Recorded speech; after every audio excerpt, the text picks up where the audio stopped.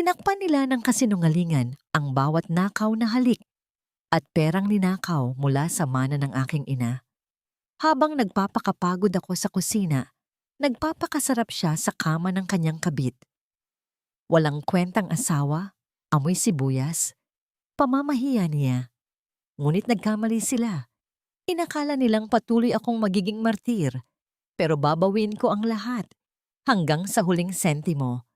Handa na ba silang harapin ang impyernong sila mismo ang gumawa? Huwag mo nang intindihin ang asawa ko, Stella. Isang katulong lang yon na walang alam, kundi ang magsilbi sa loob ng bahay. Siya ang amoy bawang na tagaluto, pero ikaw ang pabangong nagpapasaya sa buhay ko. Konting tiis na lang, mahal.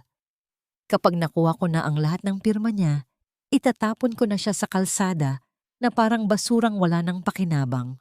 Ang bawat salitang lumalabas sa bibig ni Carlos ay tila mga patalim na unti-unting humihiwa sa katinoan ni Teresa. Nakatayo siya sa likod ng bahagyang nakabukas na pinto ng opisina ng kanyang asawa, bitbit ang isang tray ng mainit na kape at ang paboritong bibingka nito na bagong luto. Ipinaghanda niya ito dahil alam niyang pagod ang asawa sa trabaho at dahil ngayon, ang ika-18 anibersaryo ng pagkamatay ng kanyang ina, ang tanging araw na kailangan niya ng karamay. Ngunit ang tanging natanggap niya ay ang malakas na halakhak ni Carlos at ng babaeng nasa kabilang linya ng telepono. Ang mga kamay ni Teresa na kanina lang ay masigasig na nagmamasa ng harina, ngayon ay nagsisimulang manginig ng hindi makontrol. Nararamdaman niya ang bigat ng tray na tila naging 1 tonelada. Ang bawat tibok ng kanyang puso ay naging isang binging tunog na sumasabog sa kanyang pandinig. Dahan-dahang itinuon ni Teresa ang kanyang paningin sa kanyang sariling mga kamay. Nakita niya ang mga gasgas at paso na nakuha niya sa loob ng maraming taon ng pagsisilbi sa pamilyang ito. Ang suot niyang duster ay kupas na, may bahid pa ng uling mula sa kusina, at ang kanyang buhok ay nakapusod ng walang kaayusan. Sa loob ng 18 taon, naging anino siya ni Carlos.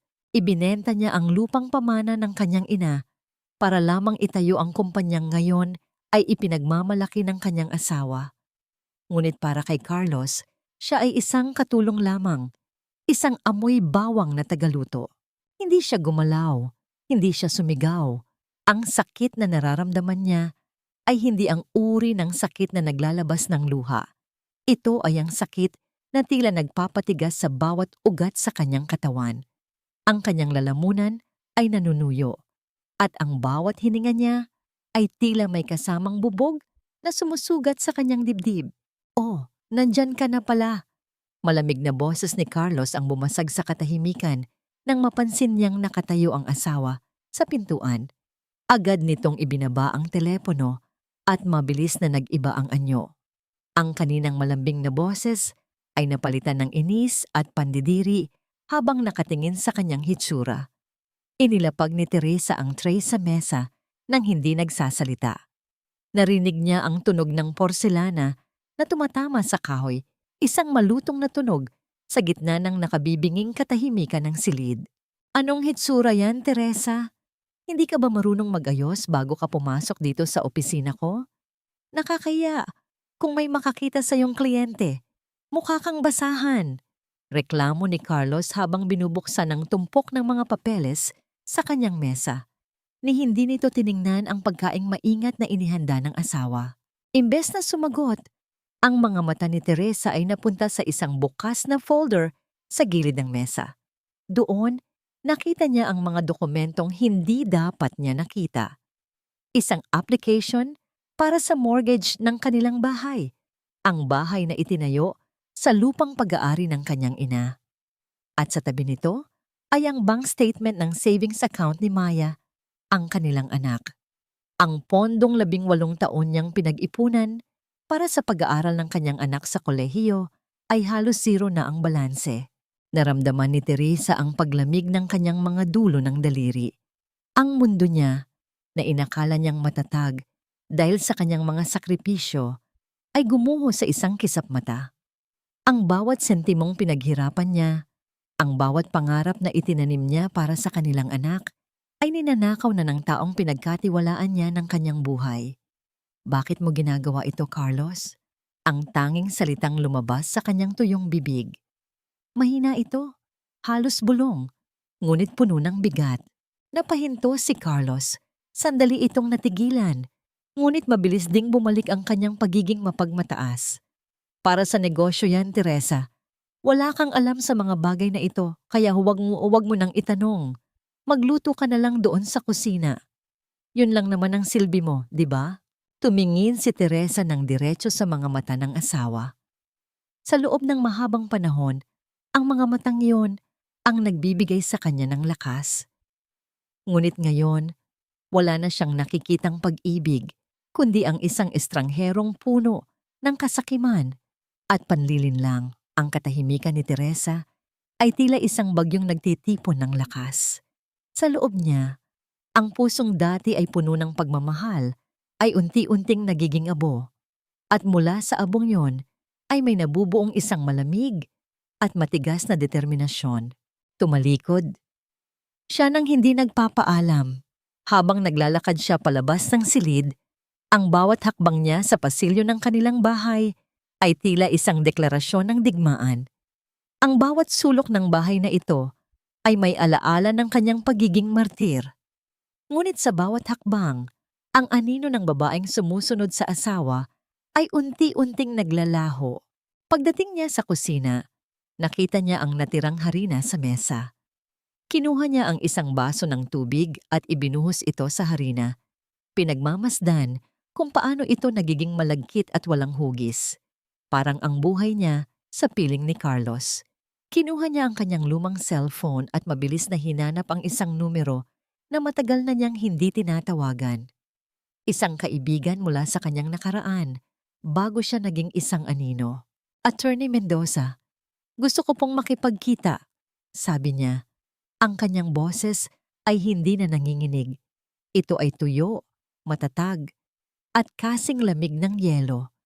Mula sa bintana ng kusina, tiningnan ni Teresa ang madilim na langit. Walang bituin. Parang ang kanyang hinaharap. Ngunit alam niya, hindi na siya ang dating Teresa na iiyak na lamang sa isang sulok habang dinaranas ang pang-aapi.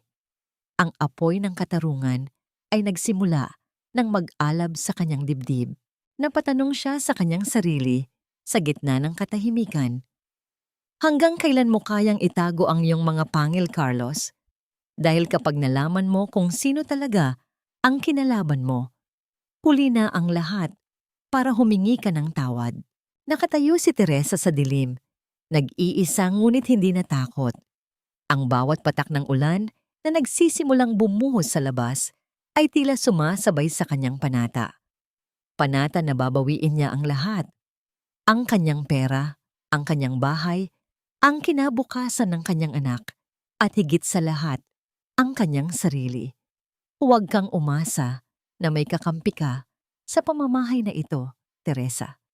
Sa pamilyang ito, ang babae ay parang dekorasyon lang sa pader. Dapat manatiling tahimik at maganda kahit na inaanay na ang loob. Ang boses ni Doña Carmen ay kasing lamig ng marmol na sahig ng kanilang sala. Nakaupo ang matanda sa kanyang paboritong silya, marangya ang suot na sutlang damit habang dahan-dahang humihigop ng tsaa. Sa kabilang banda, nakatayo si Teresa sa kanyang harapan. Ang mga kamay ay mahigpit na nakakuyom sa ilalim ng kanyang apron. Sinubukan niyang hanapin ang kahit katiting na awa sa mga mata ng kanyang biyenan, ang babaeng itinuring niyang pangalawang ina sa loob ng halos 2 dekada. Ngunit ang tanging nakita niya ay ang malalim na panghahamak. Mama, alam niyo po ba? Panginginig ng boses ni Teresa. Alam niyo po bang nilulustay ni Carlos ang pera para sa ibang babae? Pati ang perang pampaaral ni Maya, kinuha niya. Ang lupa ni nanay, isinanglan niya ng hindi ko alam. Isang mapait na ngiti ang sumilay sa labi ni Doña Carmen. Ibinaba niya ang kanyang tasa ng tsa na lumikha ng isang mahinang tunog ng porselana sa ibabaw ng lamesang kristal. Tumingin siya kay Teresa mula ulo hanggang paa. na tila tinitingnan ang isang maruming basahan na hindi sinasadyang nakapasok sa kanyang palasyo. Teresa, huwag kang maging tanga. Sa tingin mo ba ay itatago ng anak ko ang mga bagay na yon sa akin? Alam ko ang lahat. Diretsahang sagot ng matanda. At bakit naman hindi? Lalaki ang anak ko. May pangangailangan siya na mukhang hindi mo na kayang ibigay. Tingnan mo nga ang sarili mo. Amoy gisa ka palagi. Ang mga kamay mo ay kalyado. At ang mukha mo ay laging pagod. Sinong lalaki ang gaganahan sa asawang mukhang katulong? Tila isang malakas na sampal ang dumapo sa pisngi ni Teresa. Ngunit mas masakit ito dahil nanggaling sa isang babaeng akala niya ay nakakaunawa sa kanyang mga sakripisyo. Ang bawat sentimong itipid niya, ang bawat gabing hindi siya natulog para pagsilbihan ng pamilyang ito, ay binaliwala lang dahil hindi siya naging kaakit-akit sa paningin ng kanyang asawa. Pero mama, pamilya tayo. Paano niyo po nasisikmurang makita ang apo niyo na mawawalan ng kinabukasan dahil lang sa bisyo ni Carlos? Muling pagmamakaawa ni Teresa, ang kanyang boses ay puno ng pait. Tumayo si Doña Carmen at lumapit kay Teresa. Ang amoy ng kanyang mamahaling pabango ay tila sumasakal sa hininga ng nakababatang babae. Hinawakan ng matanda ang baba ni Teresa at itinaas ito ng marahas. Ang mahalaga sa pamilyang ito ay ang hiya. Teresa, ang pangalan natin. Kung magwawala ka at gagawa ng eksena, ikaw ang sisira sa pamilyang ito. Kung ayaw mong mapalaya sa bahay na ito at malayo sa anak mo, matuto kang tumahimik.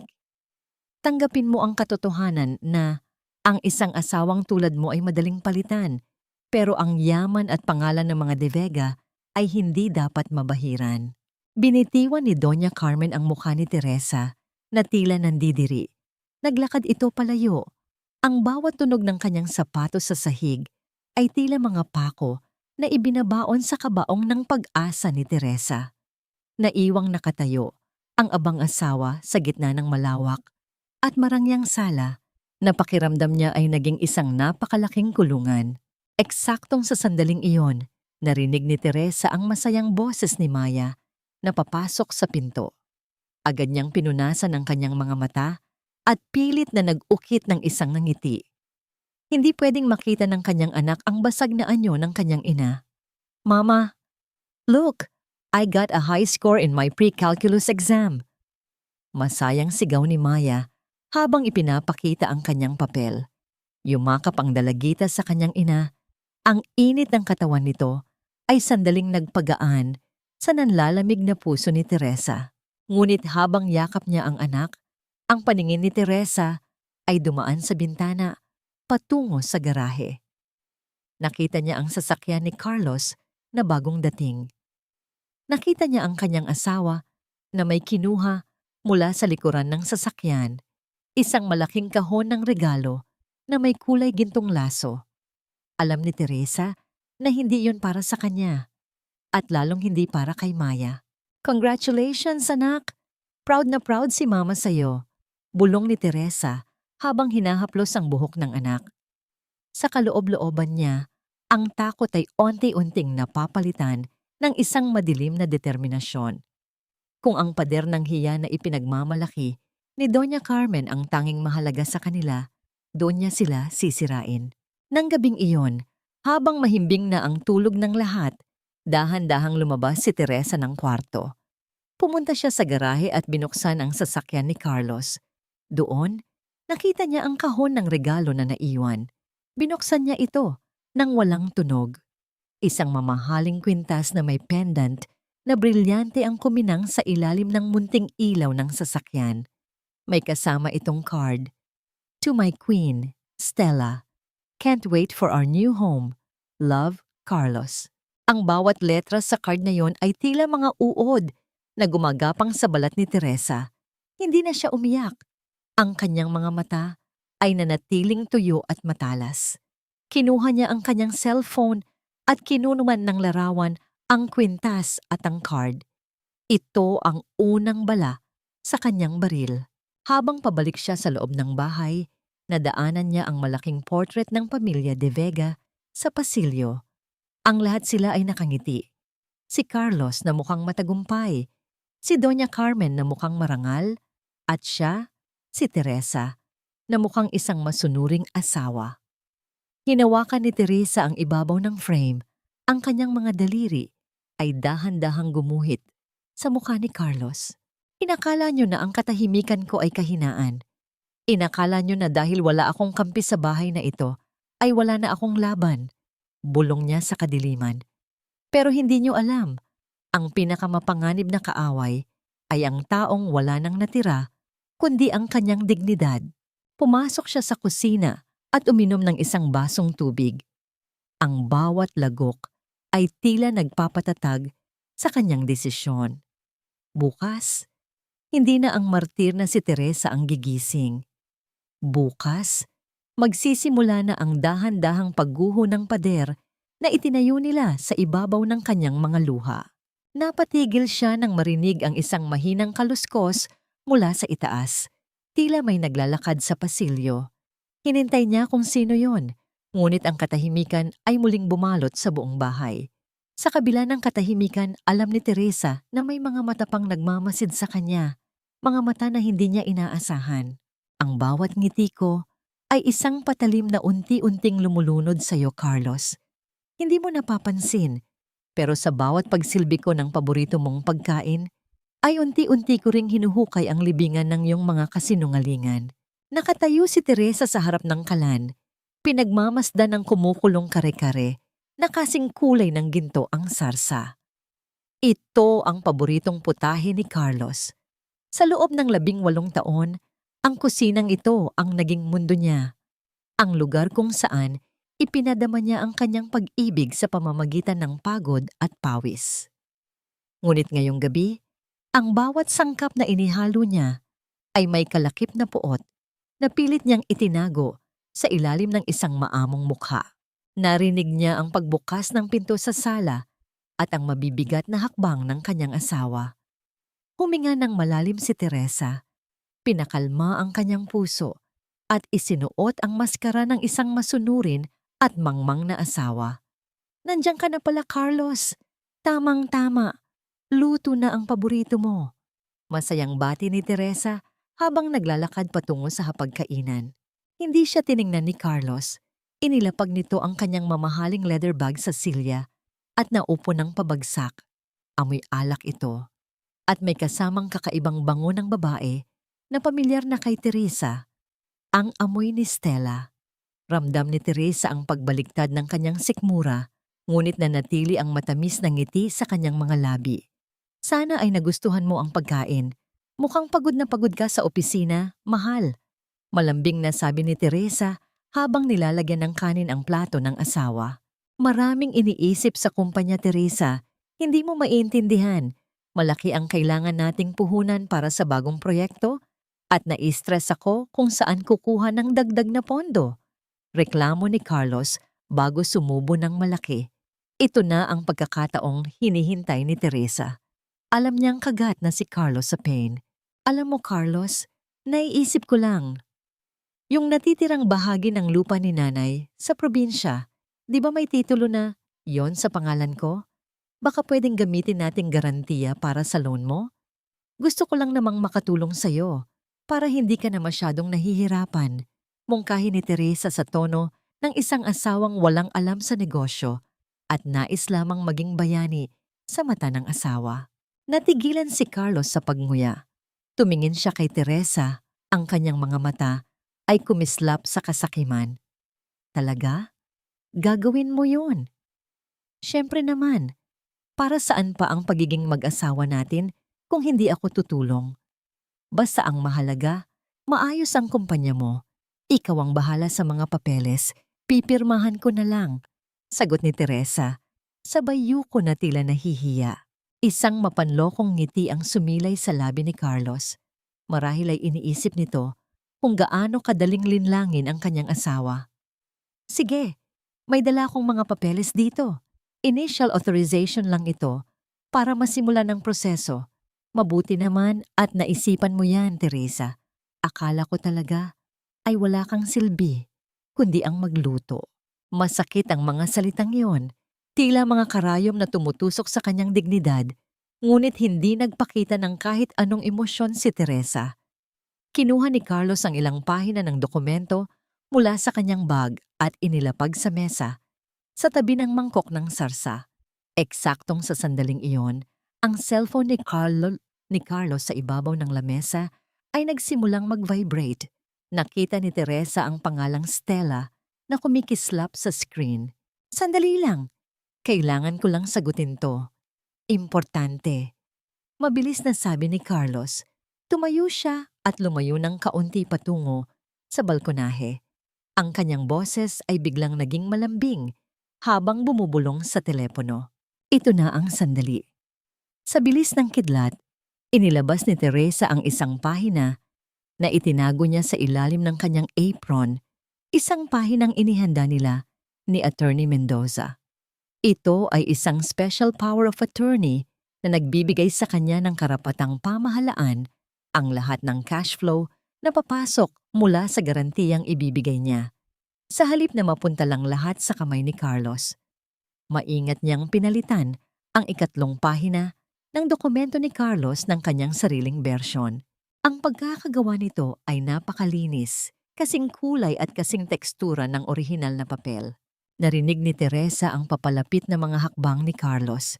Ibinalik niya ang kanyang mga kamay sa ibabaw ng lamesa. Pilit na pinatitigil ang bahagyang panginginig ng kanyang mga daliri. "Sino yon, mahal? Mukhang seryoso ang usapan niyo," tanong ni Teresa nang makabalik ang asawa. "Wala.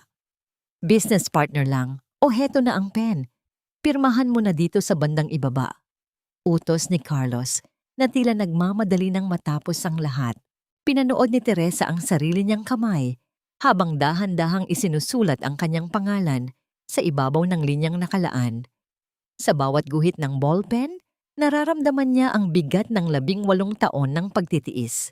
Nang matapos ang huling letra, iniabot niya ang pluma kay Carlos. "O ikaw naman, mahal.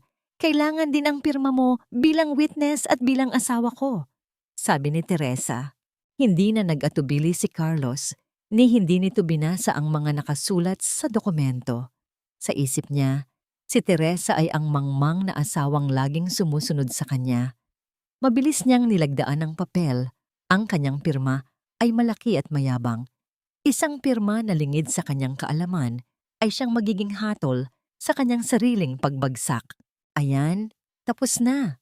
Bukas na bukas din ay ipapasa ko na ito sa bangko," sabi ni Carlos habang itinatago ang mga papeles sa kanyang bag.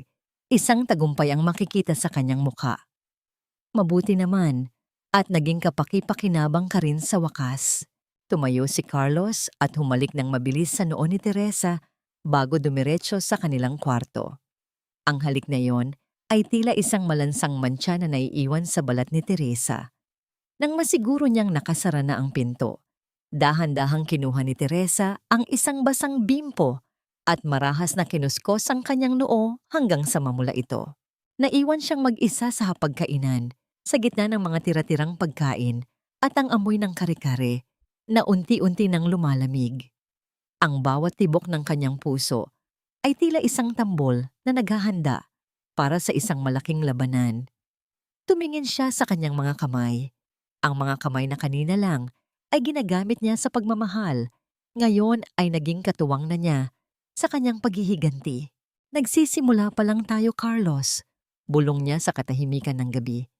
"Inakala mong ninakawan mo ako, pero hindi mo alam na ang bawat pirma mo ay ang susi na magbubukas ng pinto ng sarili mong impyerno." Kinuha ni Teresa ang mga maruming plato at dinala sa lababo. Habang umaagos ang tubig mula sa gripo, pinagmamasdan niya kung paano nito hinuhugasan ang mga mantsa ng sarsa. Ganito rin ang gagawin niya sa kanyang buhay. Huhugasan niya ang bawat bakas ng kataksilan ni Carlos hanggang sa wala nang matira, kundi ang kalinisan ng kanyang bagong simula. Ngunit bago siya matapos, isang bagay sa ibabaw ng refrigerator ang nakakuha ng kanyang atensyon. Ang maliit na picture frame ng kanilang kasal. Kinuha niya ito at tinitigan ng kanyang sarili. Isang batang Teresa na puno ng pag-asa at pag-ibig. Dinampian niya ng daliri ang mukha ng batang babae sa litrato. "Patawarin mo ako kung kailangan nating dumaan sa ganito," sabi niya sa kanyang sarili. "Pero pangako, hindi ka na muling iiyak dahil sa kanya." Ang bawat paghakbang ng kanyang matutulis na takong sa sahig ng aking sala ay tila mga kuko ng isang hayop na pilit hinuhukay ang aking pagkatao. Ang bango ng kanyang mamahaling pabango ay mabilis na kumalat. Pilit na dinadaig ang amoy ng bagong labang mga kurtina na buong umaga kong pinagpaguran. Nakatayo si Teresa sa gitna ng sala. Hawak pa rin ang isang basahang puti habang pinagmamasdan ang babaeng pumasok ng walang pasintabi. Si Stella. Nakasuot ito ng isang hapit na asul na dress. Ang kanyang buhok ay maayos na nakastyle at ang kanyang mga kuko ay matingkad ang pagkakapula. Sa paningin ng sinuman, siya ang imahe ng tagumpay at kagandahan. Sa paningin ni Teresa, siya ang ahas na pilit pumupulupot sa leeg ng kanyang pamilya. "Ma'am Teresa, good afternoon. Pasensya na sa istorbo, may kailangan lang kasi akong ipahatid na dokumento para kay Carlos. Sabi niya kasi, baka makalimutan niyang dalhin sa office bukas, kaya pinadaan niya muna sa akin dito," sabi ni Stella. Ang kanyang boses ay malambing ngunit may himig ng panunuya. Hindi agad sumagot si Teresa. Pinagmasdan niya ang mukha ng babaeng kaharap. Ito ang mukhang hinahalikan ng kanyang asawa gabi-gabi habang siya ay naghihintay sa dilim. Ito ang mga kamay na hinahawakan ni Carlos habang nagsisinungaling ito sa kanya. Naramdaman ni Teresa ang panunuyo ng kanyang lalamunan. Ang bigat sa kanyang dibdib na tila isang malaking bato na pilit siyang ibinabaonon sa ilalim ng lupa. Ngunit sa halip na sumabog, isang kakaibang katahimikan ang bumalot sa kanya. "Maupo ka muna, Stella. Ipaghahanda kita ng tsa." Mahinahon na sagot ni Teresa. Ang kanyang boses ay walang bakas ng galit, kundi isang malamig na pormalidad. "Oh, thank you. You're so kind, ma'am. No wonder Carlos always says you're the best house manager he ever had." Sagot ni Stella sabay upo sa sofa. Ang kanyang mga mata ay mapanghamong nakatitig kay Teresa. Ang bawat salitang house manager ay tila mga bubog na pilit isinusubo kay Teresa. Alam niyang ito ang paraan ni Stella para ipaalala sa kanya ang kanyang posisyon, na siya ay isang tagapagsilbi lamang sa sarili niyang bahay. Habang nasa kusina, naramdaman ni Teresa ang panginginig ng kanyang mga kamay. Kinuha niya ang isang lumang tasa na may kaunting lamat sa gilid. Ang tanging tasa na hindi kabilang sa magagarang set na ibinigay sa kanya ni Carlos. Sadyang pinili niya iyon. Inilagay niya ang mainit na tsaa at dinala ito sa sala. Habang papalapit, nakita niyang malayang naglalakad si Stella sa loob ng bahay. Hinahawakan ng mga dekorasyon at tinitingnan ang portrait ng pamilya na tila ba tinitignan niya ang mga bagay na balang araw ay magiging kanya. "Heto ang tsaa mo," sabi ni Teresa habang inilalapag ang tray. Tumingin si Stella sa tasa at bahagyang napangiwi. "Ang tagal na pala ng mga gamit niyo rito, ma'am. Parang kailangan na ng renovation. Alam niyo, nabanggit ni Carlos sa akin na gusto na niyang palitan ang lahat ng gamit dito. Masyado na raw kasing makaluma. Parang yung nakatira." Tinitigan ni Teresa si Stella. Ang bawat salita ng babae ay puno ng lason, ngunit hindi hinayaan ni Teresa na tumagos ito sa kanyang balat. "Ang mga lumang bagay, Stella, ay may mas malalim na pundasyon.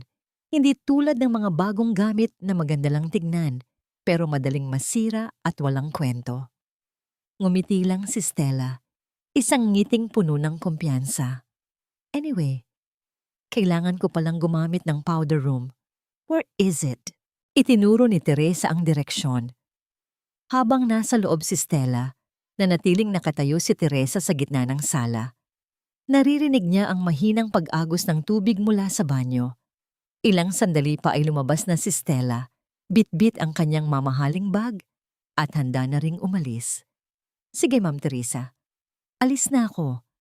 Pakisabi na lang kay Carlos na Naihatid ko na ang papers. And may nakalimutan pala ako. Isang makahulugang tingin ang ibinigay ni Stella bago ito tuluyang lumabas ng pinto. Nang makaalis ang babae, agad na pumunta si Teresa sa banyo. Alam niyang may iniwan ng ahas at hindi siya nagkamali. Doon, sa tapat ng salamin, nakatayo ang isang matingkad na pulang lipstick. Sadyang iniwan yun ni Stella para mahanap ni Teresa. Isang silent provocation. Isang paraan para sabihing, nandito ako at inaagaw ko ang lahat sa'yo. Dahan-dahang kinuha ni Teresa ang lipstick. Pinagmasdan niya ang kulay nito, ang kulay ng kataksilan. Naramdaman niya ang matinding udyok na ihagis ito sa salamin, na sumigaw, na umiyak hanggang sa mawalan siya ng boses. Ngunit hindi iyon ang ginawa niya. Sa halip marahan niyang binuksan ang takip nito. Inamoy ang kemikal na bango. At pagkatapos, ay walang kaabog-abog na inihulog ito sa loob ng basurahan. Inihulog niya rin ang basahang hawak niya. Pakiramdam niya ay kailangan niyang linisin ang bawat sulok na dinaanan ni Stella. Lumabas siya ng banyo at bumalik sa sala. Doon, nakita niya ang tasa ng tsa na halos hindi nabawasan ni Stella. Kinuha niya ito at dinala sa lababo. Pinanood kung paano inanod ng tubig ang natirang likido. Habang naglilinis, narinig ni Teresa ang muling pagtunog ng kanyang cellphone sa ibabaw ng counter. Isang message mula kay Attorney Mendoza. Ang mga account ni Carlos ay nagsisimula ng gumalaw ayon sa plano. Mag-ingat ka, Teresa. Huwag kang magpapadala sa emosyon. Huminga ng malalim si Teresa. Tumingin siya sa labas ng bintana at nakita ang sasakyan ni Stella na papalayo na sa kanilang subdibisyon. Ang galit na kanina ay tila apoy sa kanyang dibdib ay naging isang malamig na determinasyon. Inakala ni Stella na panalo na siya dahil lang sa isang lipstick at ilang mapanakit na salita. Hindi niya alam na hinahayaan lang siya ni Teresa na magpakasasa sa kanyang ilusyon habang ang lupa sa ilalim ng kanyang mga paa ay unti-unti nang nawawala. Sana ay nag-enjoy ka sa pagbisita mo, Stella. Bulong ni Teresa habang hinuhugasan ng tasa. Dahil ang susunod nating pagkikita, wala ka nang mauupuan sa bahay na ito. Bumalik siya sa sala at inayos ang portrait ng kanilang pamilya na bahagyang naging tabingi dahil sa paghipo ni Stella kanina. Tinitigan niya ang mukha ni Carlos. Ang asawang akala niya ay kanyang sandigan. Ang lalaking ngayon ay kasabwat sa pagpapatumba sa kanya. Akala niyo ba ay ganoon ako kadaling itapon? Tanong niya sa hangin. Akala niyo ba ay sapat na ang 18 taon ng pagiging martir ko para maging bulag ako habang buhay? Lumapit siya sa pintuan at tiningnan ang kalsadang nilakaran ni Stella.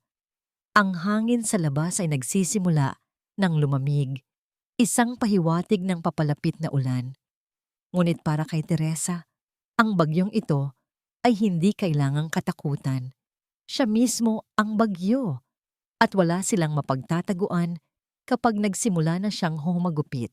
Tumalikod siya at isinara ang pinto ng may sapat na puwersa. Ang tunog ng pagsara ng pinto ay tila isang huling hudyat. Tapos na ang panahon ng pagiging biktima. Ngayon, ang bawat galaw niya ay may layunin at ang bawat salita niya ay may talim. Ang laro ni Stella at Carlos ay laro ng mga bata kumpara sa digmaang inihanda ni Teresa para sa kanila. Ang bawat pirma ko sa mga dokumentong ito ay parang pagputol sa bawat ugat na nagdudugtong sa aming dalawa ni Carlos. 18 taon akong naging bilanggo ng sarili kong pag-ibig. Pero ngayon, ang bawat titik ng aking pangalan ay magsisilbing susi sa aking paglaya. Nakatayo si Teresa sa loob ng isang maliit at lumang opisina sa dulo ng isang tahimik na gusali. Ang amoy ng lumang papel at tinta ay bumabalot sa silid, isang kapaligirang malayo sa marangyang bahay na kanyang tinitirhan. Sa harap niya ay nakaupo si Attorney Mendoza, isang lalaking may uban na ang buhok at may mga matang puno ng karanasan at malasakit. Siya ang tanging taong pinagkakatiwalaan ni Teresa sa labas ng kanyang pamilya. Inilapag ng abogado ang isang tumpok ng mga papeles sa ibabaw ng lamesang kahoy. Ang mahinang tunog ng papel ay tila isang malakas na hudyat sa pandinig ni Teresa. "Sigurado ka na ba rito, Teresa?" Tanong ni Attorney Mendoza. Ang kanyang boses ay mababa at seryoso. "Kapag itinuloy natin ang paglipat ng mga pondo mula sa kumpanya patungo sa mga personal na account na nakapangalan sa iyo at kay Maya, wala na itong balikan. Maaaring mapansin ito ni Carlos anumang oras." Huminga ng malalim si Teresa. Tumingin siya sa kanyang sariling mga kamay na nakapatong sa kanyang kandungan. Ang mga kamay na ito ang nag-alaga kay Carlos noong wala pa siyang anuman. Ang mga kamay na ito ang nagbenta ng huling ari-arian ng kanyang ina para lang maisalba ang kumpanya ng kanyang asawa noong panahon ng krisis. Ngayon, ang mga kamay ring ito ang kukuha pabalik ng kung ano ang nararapat sa kanya. "Attorney, kinuha niya ang pangarap ng anak ko para lang ibili ng luho ang kanyang kabit," sabi ni Teresa. Ang kanyang boses ay matatag ngunit may halong pait na hindi maikakaila. Isinangla niya ang alaala ng nanay ko nang walang pasabi. "Hindi ko lang ito ginagawa para sa sarili ko. Ginagawa ko ito dahil kailangan kong itama ang bawat pagkakamaling hinayaan kong mangyari dahil sa bulag na pagsunod." Tumango ang abogado at iniabot ang isang itim na bolpen. Maingat na kinuha ito ni Teresa. Sa bawat dokumentong kanyang nilalagdaan, nararamdaman niya ang isang uri ng kagaanan na unti-unting pumapalit sa bigat na matagal nang nakadagan sa kanyang dibdib. Inilipat niya ang mga pondo sa ilalim ng provision ng Special Power of Attorney na nilagdaan ni Carlos sa kanilang hapagkainan. Ang bawat sentimo na kinuha ni Carlos mula sa inheritance ni Teresa ay dahan-dahang bumabalik sa tunay na may-ari. "Nagawa na natin ang unang hakbang," sabi ni Attorney Mendoza habang tinitingnan ang screen ng kanyang computer. Ang main account ng kumpanya ay unti-unti nang nababawasan. "Pero may natuklasan ako, Teresa. May mga lihim na utang si Carlos na hindi mo alam. Mukhang ginamit niya ang pangalan mo bilang garantor sa ilang mga loan na hindi dumaan sa tamang proseso." Naramdaman ni Teresa ang biglang paglamig ng kanyang sikmura. Ang traidor na si Carlos ay hindi lang siya ninanakawan. Inilulubog din siya nito sa putik na siya mismo ang gumagawa. "Ibig sabihin, kung babagsak ang kumpanya, ako ang mananagot?" tanong ni Teresa. "Kung hindi natin ito maayos agad, oo. Pero dahil sa pinirmahan niya kahapon, may butas tayong nahanap. Maaari nating patunayan na nagkaroon ng falsification at fraud sa panig niya. Pero kailangan nating magmadali."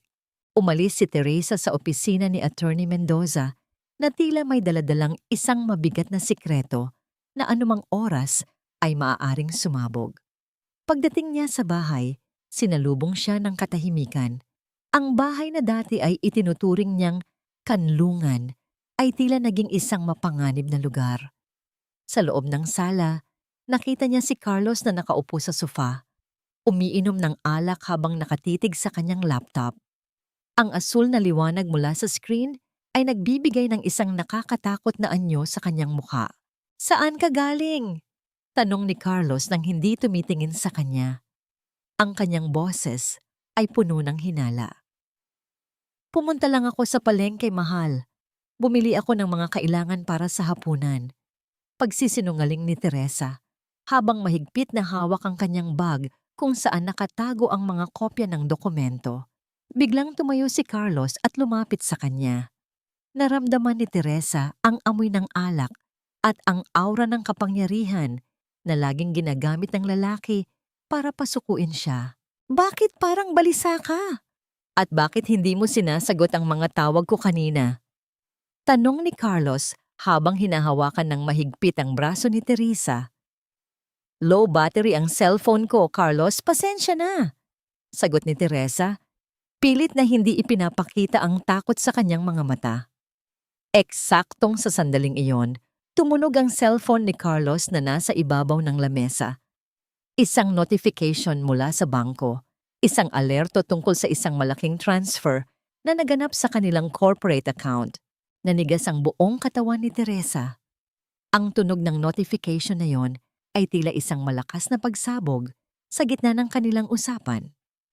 Mabilis na binitiwan ni Carlos ang braso ni Teresa at lumakad patungo sa lamesa.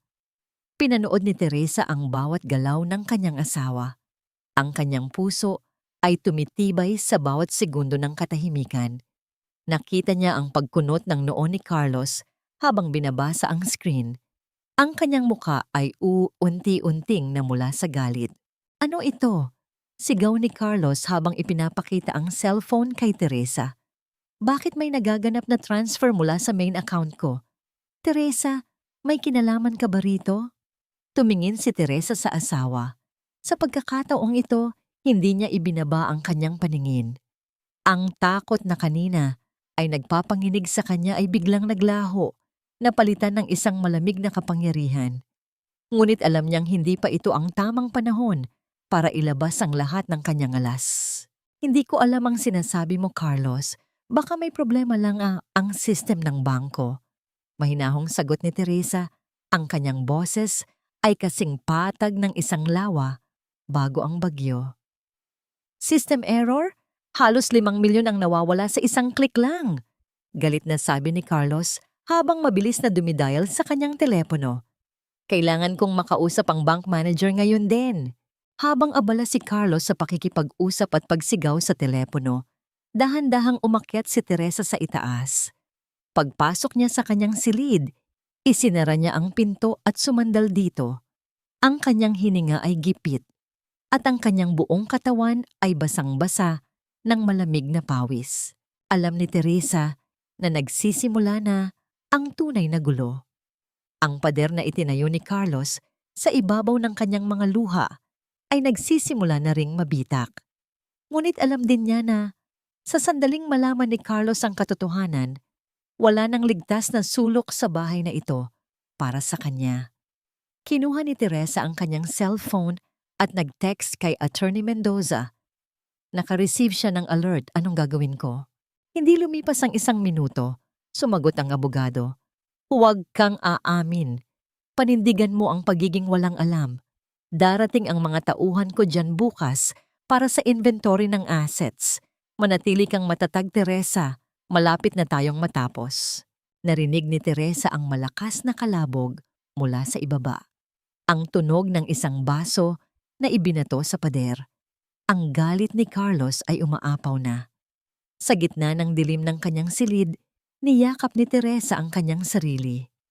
Ang laban ay hindi na lamang tungkol sa pera. Ito ay tungkol sa kanyang buhay at sa kinabukasan ni Maya. Maari mong sirain ang lahat ng gamit sa bahay na ito, Carlos. Bulong ni Teresa sa kadiliman habang naririnig ang mga mura ng kanyang asawa mula sa kabilang palapag. Pero hinding-hindi mo na muling masisira ang aking pagkatao. Habang nakaupo sa gilid ng kama, napansin ni Teresa ang isang maliit na sobre na nakasiksik sa ilalim ng kanyang unan. Isang sobre na hindi niya inilagay doon. Dahan-dahan niya itong binuksan at naramdaman ang mabilis na pagtibok ng kanyang puso nang makita ang nilalaman nito. Isang litrato ni Maya na papasok sa paaralan at sa likod nito ay may nakasulat na mga salita na nagpatingkad sa kanyang takot. Ang bawat tibok ng aking puso ay tila isang babala, isang mabilis na tambol na nagbabadya ng panganib sa pinakamahalagang yaman ng aking buhay. Hindi na ito tungkol sa pera. Hindi na ito tungkol sa lupang ninakaw. Ito ay tungkol sa kaligtasan ng aking anak na si Maya. Nanginginig ang mga daliri ni Teresa habang hawak ang litrato ni Maya. Ang likod ng larawan ay may mga salitang tila isinulat gamit ang uling, madumi at nakakapanghilakbot. Isang maling galaw mo pa, Teresa. At ang susunod na kukunin ko ay hindi na pera, kundi ang kinabukasan ng anak mo. Naramdaman ni Teresa ang unti-unting paglamig ng kanyang buong katawan mula sa kanyang mga talampakan hanggang sa dulo ng kanyang buhok. Ang takot na nararamdaman niya ay hindi na lamang para sa kanyang sarili. Ito ay ang takot ng isang inang nakikitang may nakatutok na patalim sa leeg ng kanyang kaisa-isang hiyas. Sino ang gumawa nito? Si Carlos ba? O ang mapanganib na mga taong pinagkakautangan nito? Eksaktong sa sandaling iyon, ang pinto ng kanyang silid ay marahas na bumukas. Ang tunog ng pagtama ng kahoy sa pader ay umalingaw-ngaw sa buong kwarto. Doon, nakatayo si Carlos. Ang kanyang muka ay kasing pula ng apoy. Ang kanyang mga mata ay nanlilisik sa galit. Teresa, wag mo akong lokohin. Alam kong may kinalaman ka sa pagkawala ng pera sa account ko. Sigaw ni Carlos habang mabilis na lumalapit sa kanya. Sino ang kausap mo? Sino ang tumutulong sa'yo? Mabilis na itinago ni Teresa ang litrato at ang banta sa loob ng kanyang bulsa. Pinilit niyang tumayo ng tuwid, kahit na ang kanyang mga tuhod ay parang gawa sa jelly. Wala akong alam sa sinasabi mo, Carlos. Bakit mo ako pinagbibintangan? Ako na asawa mo na walang ginawa, kundi ang pagsilbihan ka sa bahay na ito. Ang kanyang boses ay nanginginig, hindi dahil sa takot sa asawa, kundi dahil sa puot na nararamdaman niya. Huwag mong gamitin ang pagiging martir mo sa akin ngayon. 5 milyon, Teresa. 5 milyong piso ang nawala sa isang iglap. Kung hindi ikaw, sino? Ang nanay mo na nasa hukay na. Ang bawat salita ni Carlos ay tila isang malansang laway na tumatalsik sa mukha ni Teresa. Ang pagbanggit sa kanyang ina ang nagpainit sa dugo ni Teresa. Ngunit bago pa siya makasagot, isang mahinang tinig ang narinig nila mula sa pintuan. Mama? Papa? Bakit po kayo nagsisigawan? Nakatayo doon si Maya. Bitbit ang kanyang mga libro. Ang kanyang mga mata ay puno ng takot at pagkalito. Ang kanyang inosenteng muka ay tila isang salamin na nagpapakita sa dumi ng mundong ginawa ng kanyang mga magulang. Agad na nagbago ang anyo ni Teresa. Ang matigas na ekspresyon ay napalitan ng isang mapagkalingang anyo. Lumapit siya sa anak at niyakap ito ng mahigpit, tila sinusubukang harangan ang anumang sakit na maaring dumapo dito. Wala yun, anak. May pinag-uusapan lang kami tungkol sa business ni Papa. Sige na, pumasok ka na sa kwarto mo at magpahinga, malambing na sabi ni Teresa habang hinahaplos ang likod ng anak. Tumingin si Maya kay Carlos na hanggang ngayon ay hingal na hingal pa rin sa galit.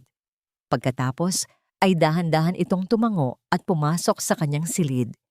Ang tunog ng pagsara ng pinto ni Maya ay tila isang hudyat para sa pagpapatuloy ng digmaan sa pagitan ng mag-asawa. Huwag mo akong idadamay sa harap ng bata, Carlos. Ang boses ni Teresa ay naging kasing talim ng isang labaha. Kung gusto mong hanapin ang pera mo, bakit hindi mo tanungin ang kabit mo? Baka siya ang nagnanakaw sa iyo habang natutulog ka.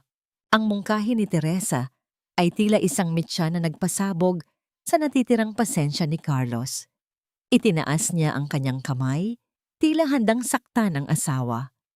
Nanatiling nakatayo si Teresa, hindi gumagalaw, hindi kumukurap. Ang kanyang mga mata ay nakatitig ng diretso sa mga mata ni Carlos, isang hamon na tila nagsasabing, subukan mo at hinding-hindi ka na makakaalis sa impyernong ito.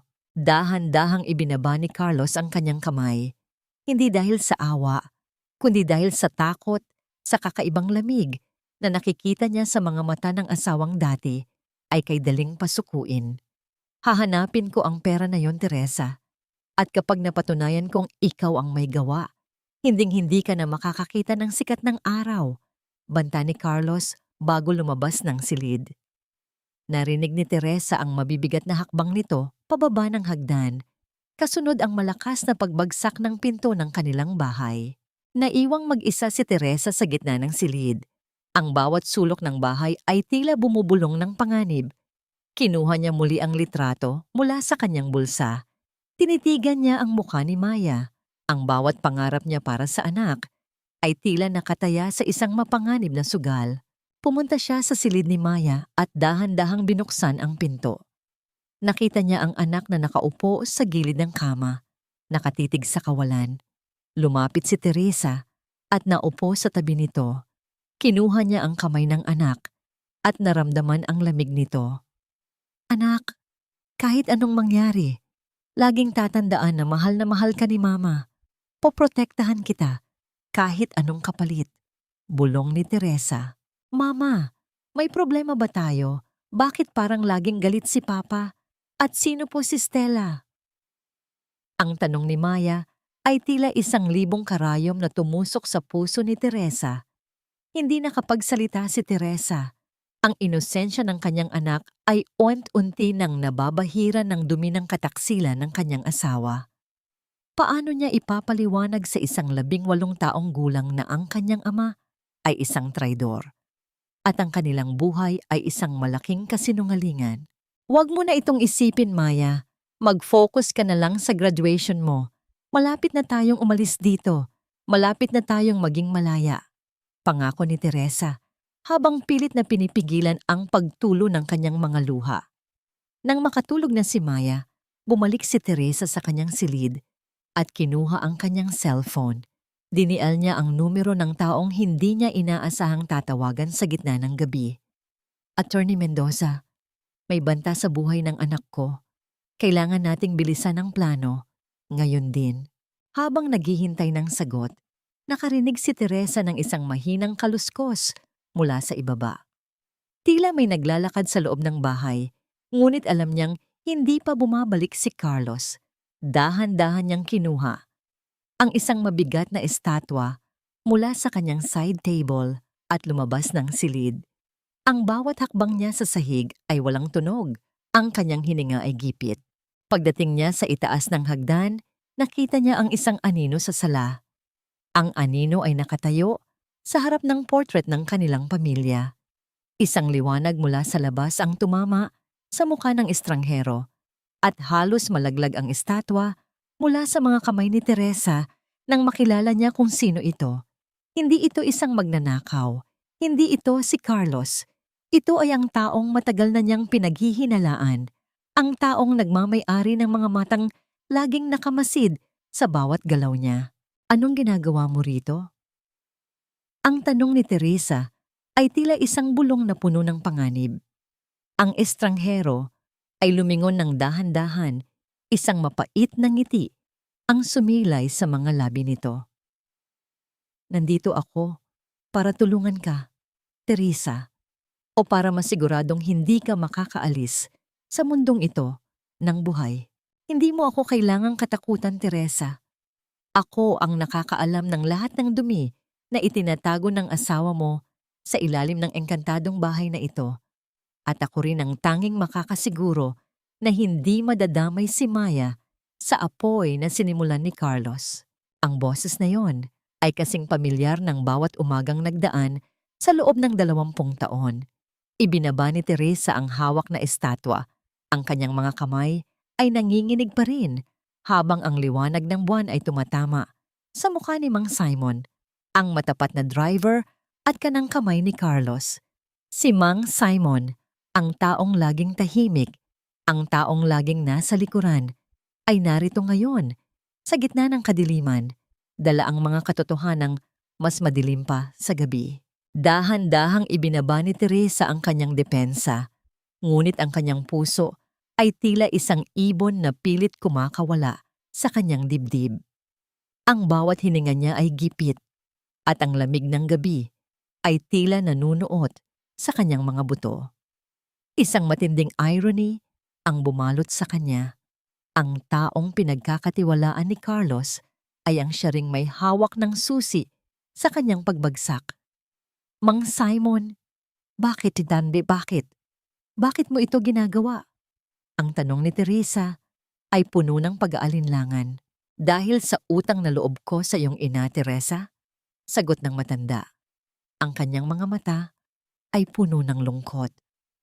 Siya ang nagpaaral sa aking mga anak nung wala kaming makain. Hindi ko hahayaang sirain ng isang gahaman ang buhay ng kaisa-isang anak ng babaeng nagligtas sa akin. Alam ko ang tungkol sa banta, Teresa.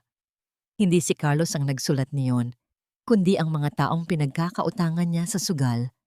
mga taong walang sinasanto. Naramdaman ni Teresa ang tila isang malakas na pagyanig sa kanyang kinatatayuan. Ang sugal, isang lihim na bisyo ni Carlos na kailanman ay hindi niya inakala.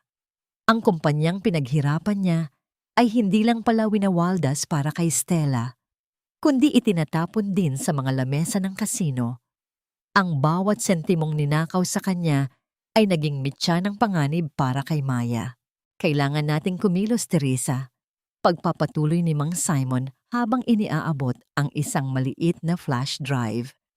Nandyan ang lahat ng ebidensya ng mga ilegal na transaksyon ni Carlos, pero kailangan mo siyang mapapirma sa huling dokumento, ang pagsuko ng kanyang karapatan sa lupain ng iyong ina bago siya tuluyang tumakas kasama ang babaeng yon. Balak nilang umalis ng bansa sa susunod na linggo. Ang balitang pagtakas ni Carlos ay tila isang huling hantungan ng kataksilan. Habang siya ay nagdurusa, habang si Maya ay natatakot, ang lalaking nangako ng katapatan ay naghahanda na ng kanyang malayang buhay sa ibang bansa. Isang mapait na pait ang umakyat sa lalamunan ni Teresa, ngunit sa pagkakataong ito, hindi niya ito hinayaang maging luha. Kinabukasan, ang bahay ay balot ng isang nakakasakal na katahimikan. Nakaupo si Carlos sa dulo ng mahabang lamesa. Ang kanyang hitsura ay tiwasay, ngunit ang mga mata niya ay balisa.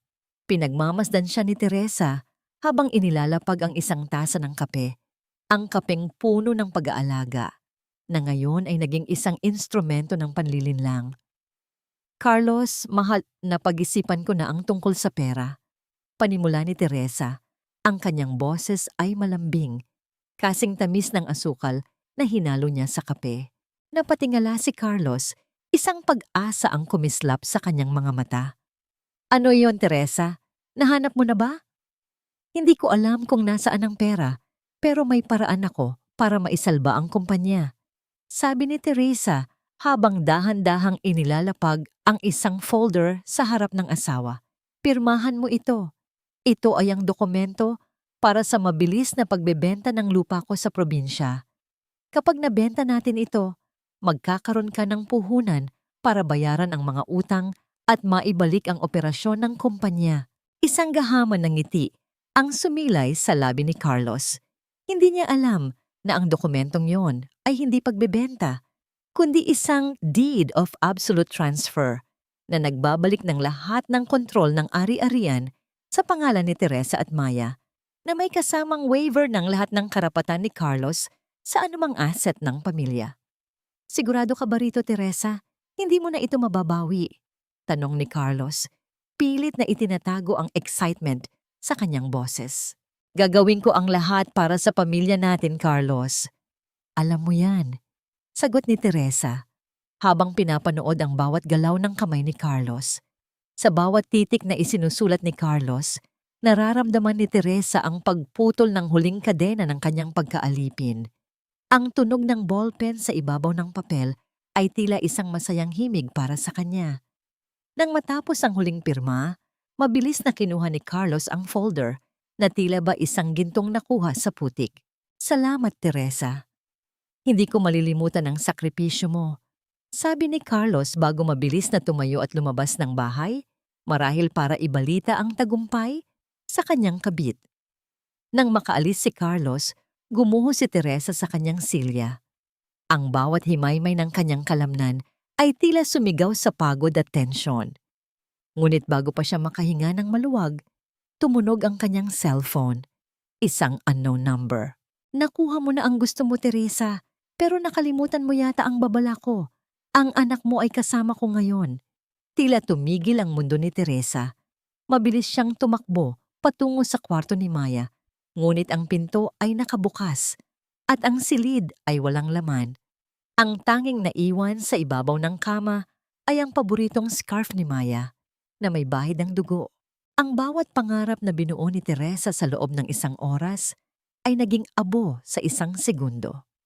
Ang kanyang tagumpay sa pananalapi ay naging isang walang kwentang papel kung ang kapalit nito ay ang buhay ng kanyang anak.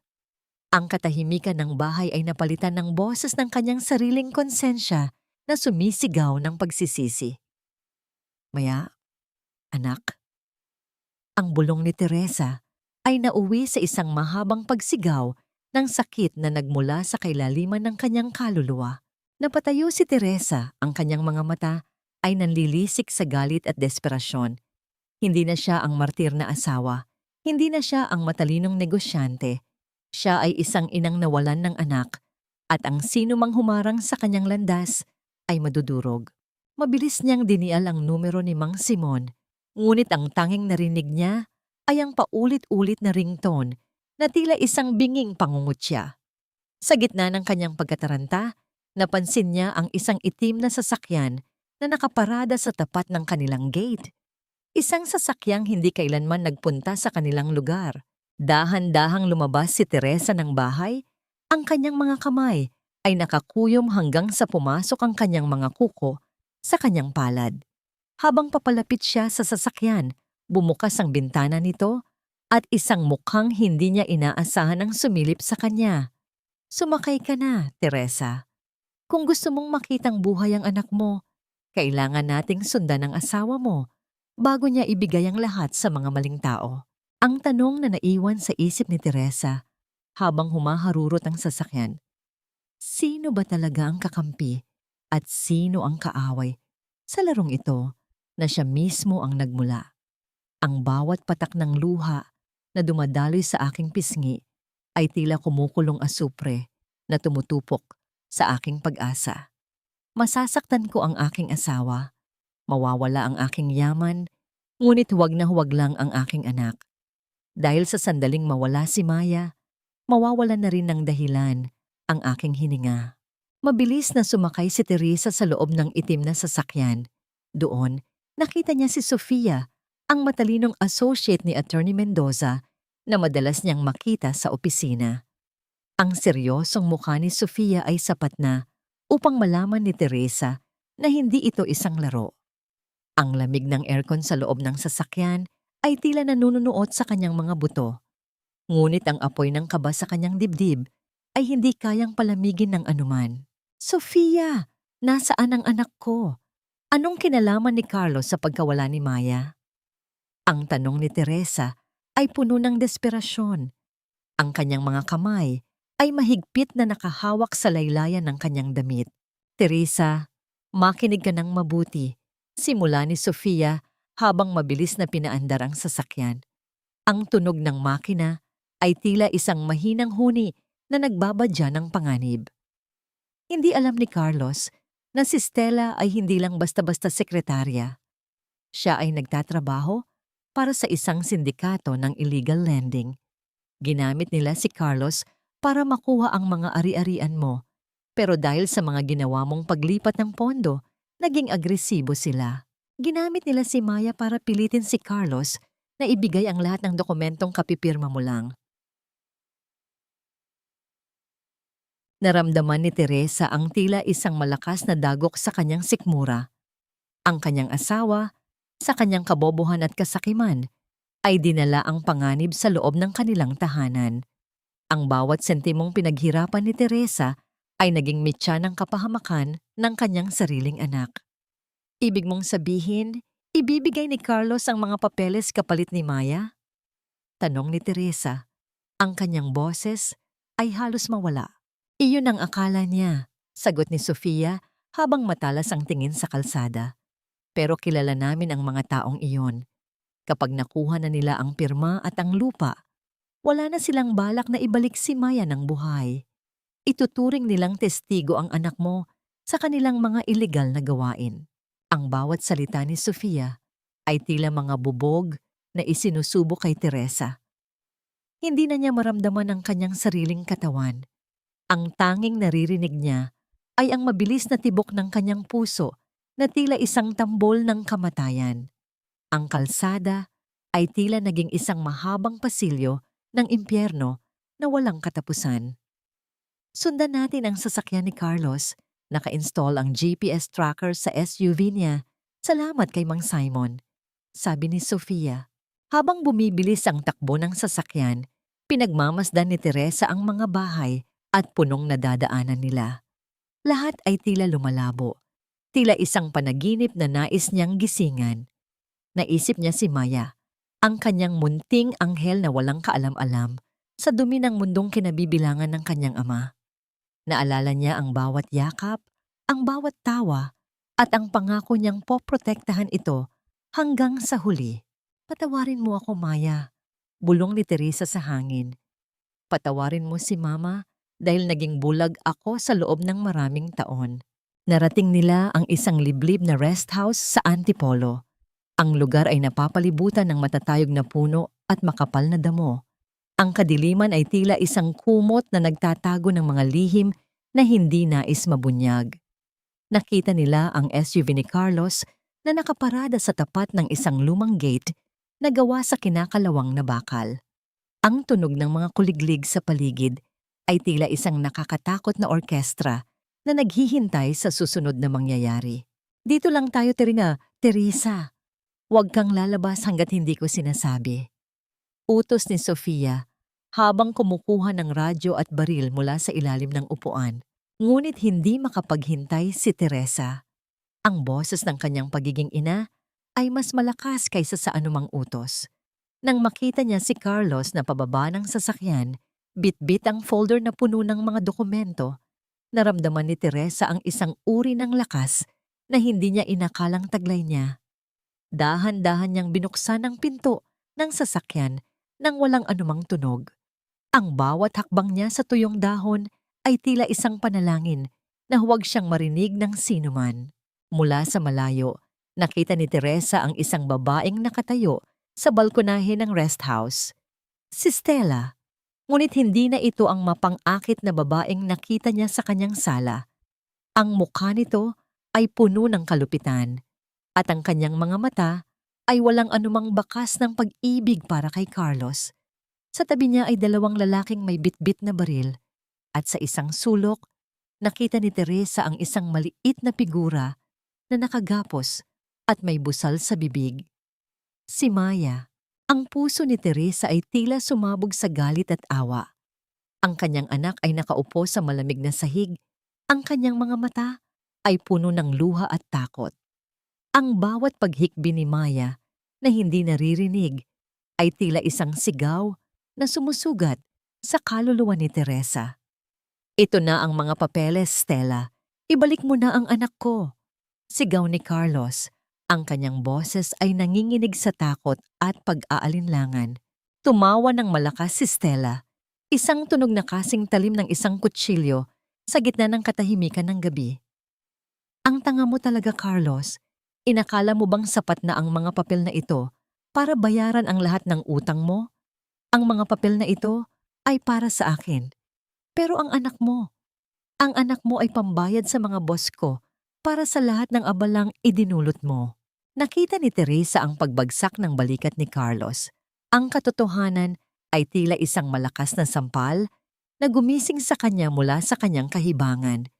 Sa huling pagkakataon, nakita ni Teresa ang lalaking pinakasalan niya. Isang lalaking nawalan ng lahat dahil sa kanyang sariling kahinaan. No. Please. Stella, wag ang anak ko. Pagmamakaawa ni Carlos habang lumuluhod sa harap ng babaeng minahal niya nang higit sa kanyang pamilya. Tapusin na natin ito. Malamig na utos ni Stella sa mga lalaking kasama niya. Hindi na nakapagpigil si Teresa. Lumabas siya mula sa kanyang pinagtataguan. Ang kanyang mga mata ay nanlilisik sa puot. Wala siyang baril, wala siyang sandata, kundi ang kanyang tanging paninindigan bilang isang ina. Bitawan niyo ang anak ko. Ang sigaw ni Teresa ay umalingaw-ngaw sa buong kagubatan. Tila isang kulog na nagpatahimik sa lahat. Lumingon ang lahat sa kanya. Ang gulat sa mukha ni Stella ay napalitan ng isang mapanuring ngiti. O, ang martir na asawa ay narito na pala. Tamang-tama, para makita mo kung paano ko wawakasan ang lahat ng pinapahalagahan mo.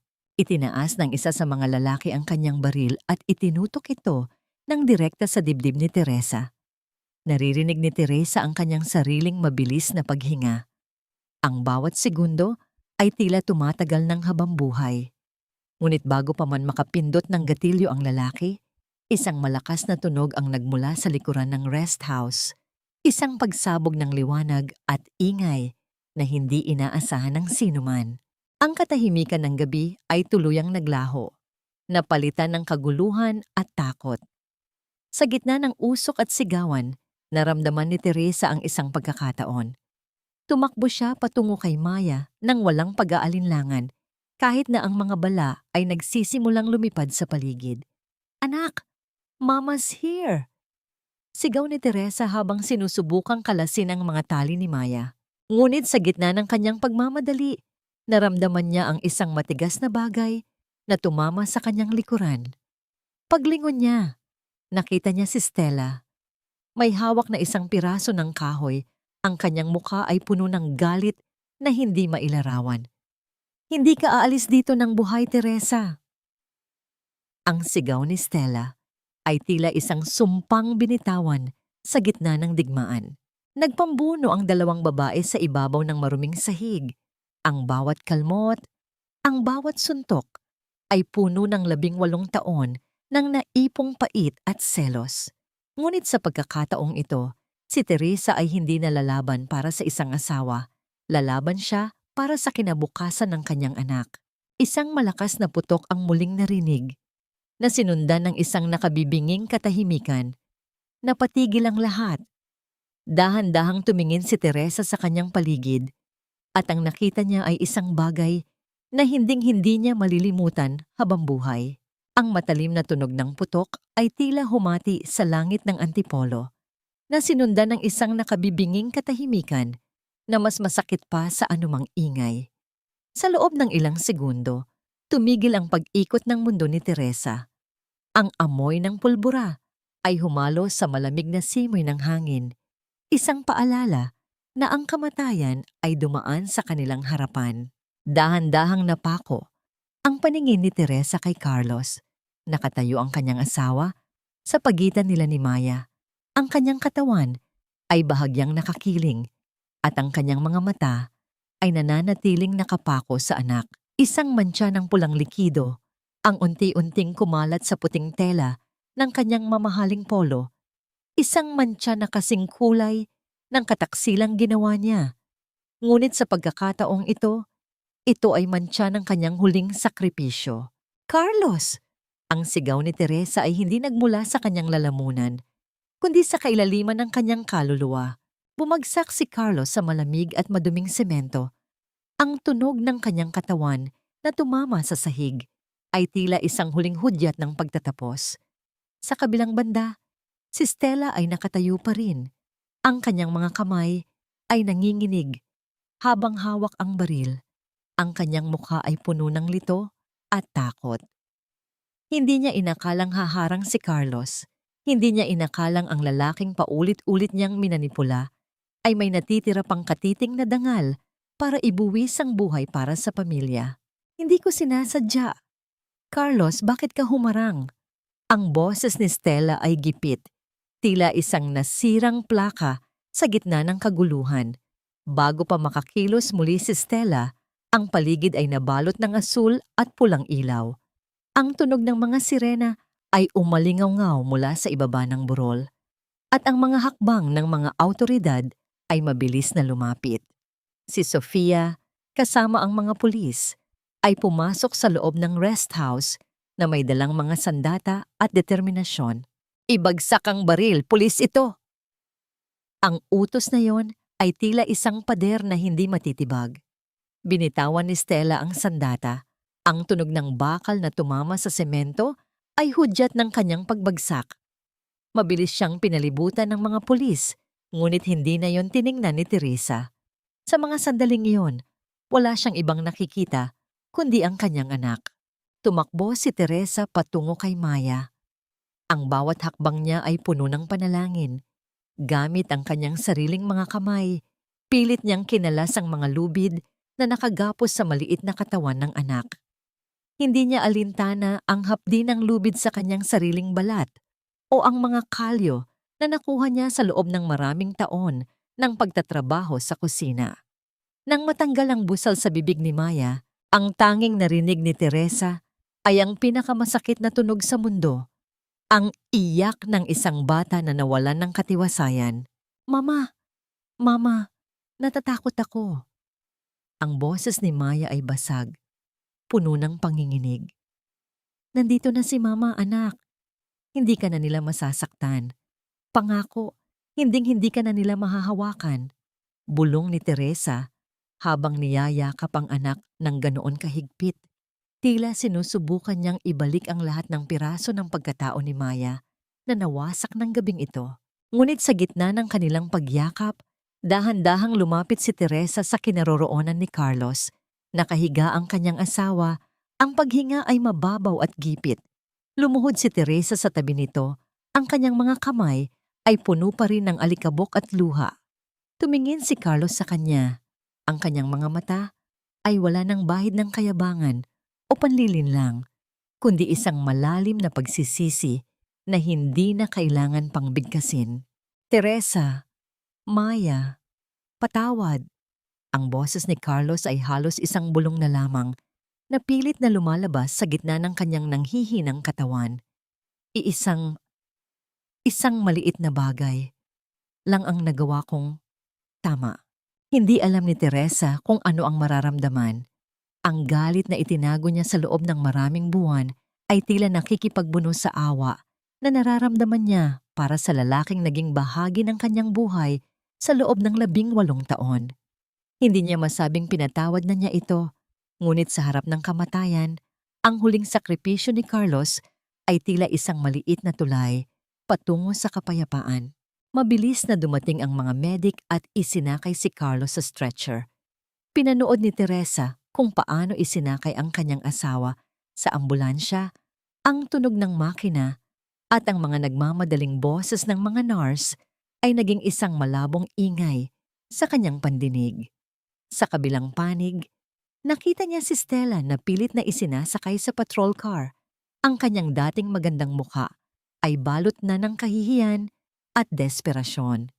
Tumingin si Stella kay Teresa, isang huling sulyap ng inggit at puot bago isara ang pinto ng sasakyan.